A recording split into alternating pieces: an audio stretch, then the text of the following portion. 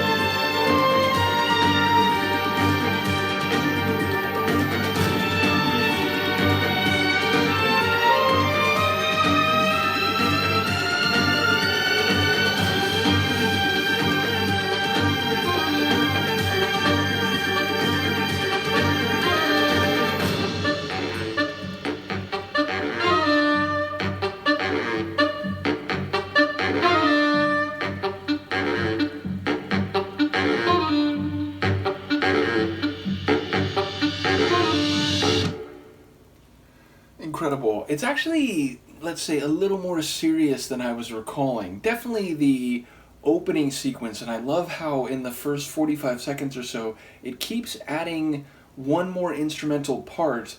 So what starts as a very simple single instrument lead suddenly becomes this multi-instrument conversation where they're all saying these repeated phrases, but it becomes increasingly polyphonic or dense.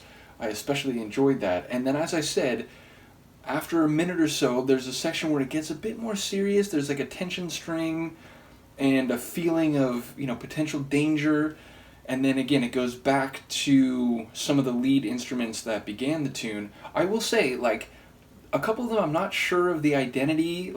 There's a a really sonorous element, and I wasn't sure, like, is that a clarinet? Is that actually a saxophone? I think maybe it was a clarinet, but yeah, I think there's a bassoon maybe. There's definitely some strings in there. There's some drums, and indeed the kick drum was a bit more forceful than I was remembering. So yeah, it's a really cool tune, and perhaps a bit more dramatic than I was thinking in advance. Now, to be clear, there's definitely more tunes on here that blend a bit of the light and silly with a bit of the serious and emotional, or at least dramatic. So yeah, it's a soundtrack that is very much reflective of the show itself. Lots of comedy, but with some moments where it's like, oh wait, this is, a serious detective show kind of moment, which of course in the show often becomes this meta comedy because the main two characters are solving cases, mostly Tamaki Hiroshi's character, whereas Goriki Ayame wants everything to be crazier and more elaborate than it turns out to be,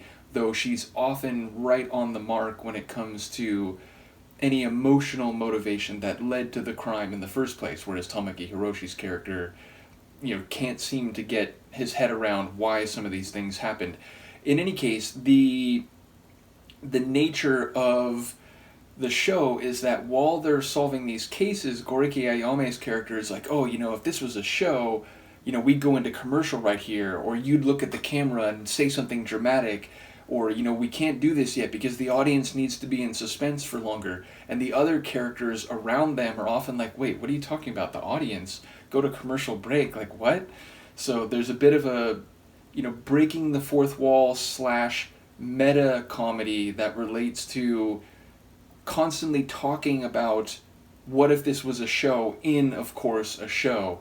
In any case, I think this one is often used when they are unwinding or, sort of shedding light on the nuances of the evidence or the crime scene, or beginning to unpack the logic that may explain who did it and how to catch them. So yes, I think it's used largely in relation to the cases starting to be solved or at least investigated.